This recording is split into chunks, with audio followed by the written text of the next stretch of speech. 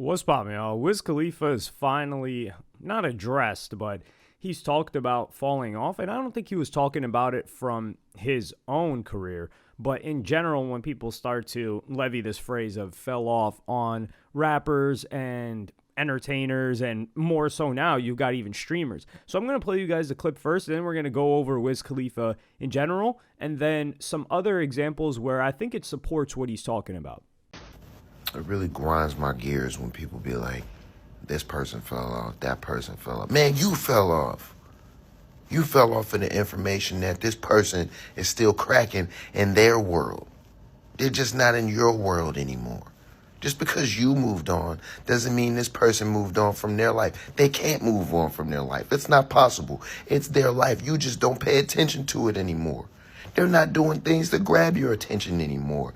They're gravitating towards people who they care about and that really, really admire and appreciate their attention and ain't going to move on in the next 5 or 10 freaking years. You temporary. You fell off.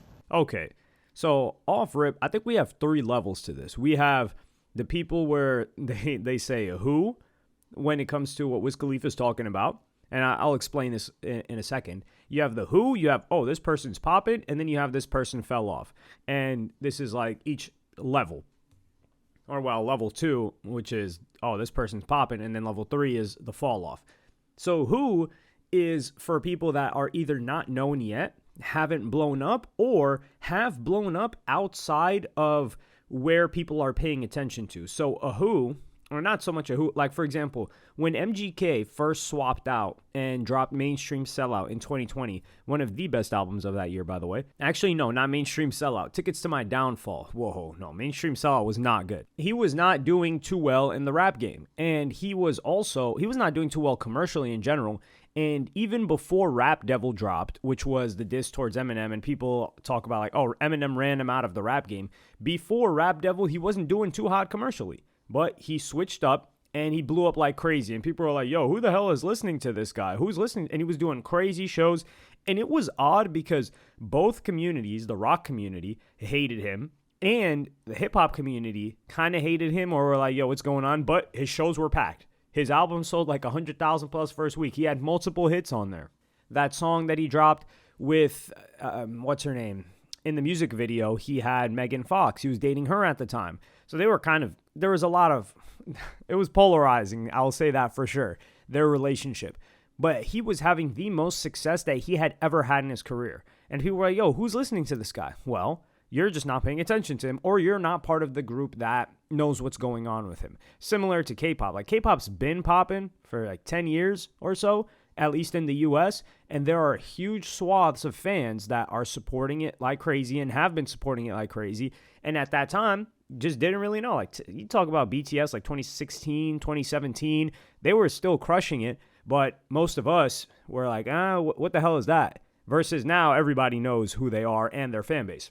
That's one example. Another example would be a Russ, obviously. Now, he kind of came into hip-hop for a little bit, and he was hated on badly. He was the most hated rapper, I would say, for 2 years.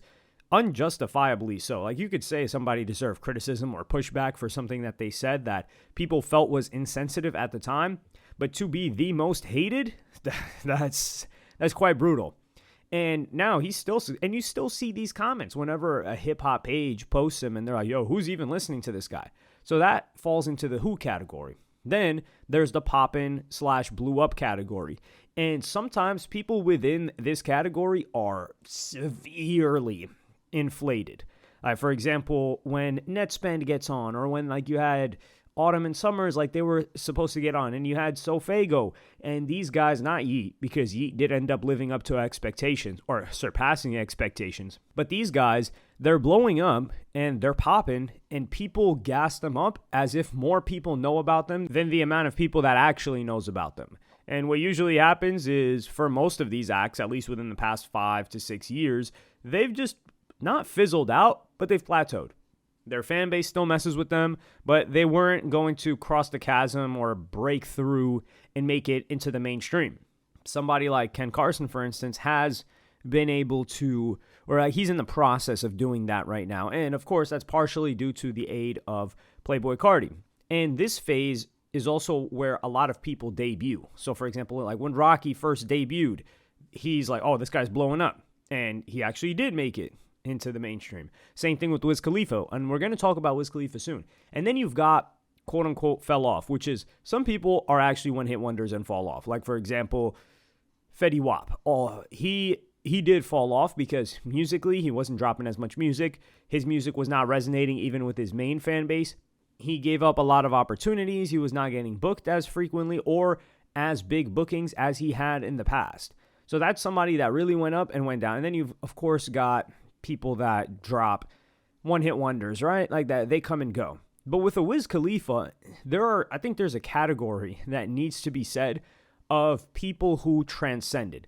Because you cannot keep getting popular. There becomes a saturation point to where, hey, you're as popular as you can possibly get, and it's only downhill from here. Like, you cannot get any more popping. And Wiz Khalifa, I believe, is an example of that. Like Wiz Khalifa, especially after See You Again, that's one of the most recognizable songs in the world in history.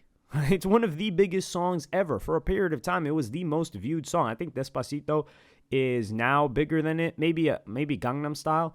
I don't know, but I know Baby Shark is number one. It's like 2 times all of the other songs, or 2 times the second place song. I think it's got like 16 billion views on YouTube. But with a Wiz Khalifa, he did music. He still does music. He still raps. He transitioned a little bit in terms of he had a family. He had kids. He got into fitness. He got into fighting. But Wiz Khalifa, he still gets booked for big shows, especially overseas. Wiz Khalifa is just cemented. That's it. He's just there. And to expect Wiz Khalifa in year 14 to still be competing musically in the same way that he did when he first got on, I think that's just expecting too much out of him. And it's not to say that he's not making the same level of music, but Wiz Khalifa, and this is also another conversation, but I'll save that for a different time, where I think artists do get better as they age, but they're not given as much of a chance to listen to the music as they did when there was a novelty factor, which is when Wiz Khalifa first got on, there was novelty. And we also have to make it clear that Wiz Khalifa was fortunate enough to blow up in a time where there wasn't as much of a competition for people's attention. Like there weren't, for example, right now, a rapper that's blowing up, they're competing with a ton of other rappers. They're competing with TikTok, with content creators. They're competing with streamers. So a person only has so much attention to divvy up. And now to stay at the forefront of people's minds, you have to be part-time rapper, part-time musician, and part-time attention capture outside of the music as well to get people to listen and pay attention. But Wiz Khalifa, I saw Wiz Khalifa perform like last year, and he killed the performance. The dude was in great shape. He was very professional about it, and he was one of the headliners of the show, and it was a gigantic festival. So the idea that Wiz Khalifa fell off, I think, is laughable. Is his music performing as well as it did back in the day? Absolutely not. But neither is Snoop Dogg, right? Like, can we say that Snoop Dogg fell off? Snoop Dogg is the most recognizable rapper ever, maybe, right? I would say so, globally. The most popular rapper ever. He is just as famous now, maybe even more famous now than he was 30 years ago, plus. Yet he drops music. Nobody really listens to it. It doesn't really do numbers like that. Are we going to say Snoop Dogg fell off? Now, you could say maybe the quality of his music doesn't have the same, or Snoop Dogg has not had a hit song in 15 years. But to say that he fell off, I don't think that's so true. And another example of this is Wiz Khalifa is still dropping music. It's still doing well. It's just that people in the mainstream are not paying attention. And part of the reason why they're not paying attention is it's not being marketed to them, because whatever record label, especially if someone goes independent, if someone is popping and lit and goes independent, they fall off the map.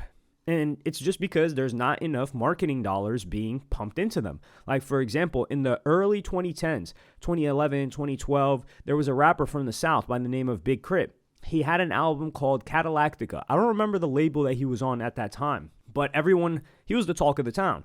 Everyone was like, yo, Big Crit, this is going to be the next one. He's going to be the one. Big Crit is going crazy. And he was going crazy. He was dropping great music. Big Crit ended up going independent.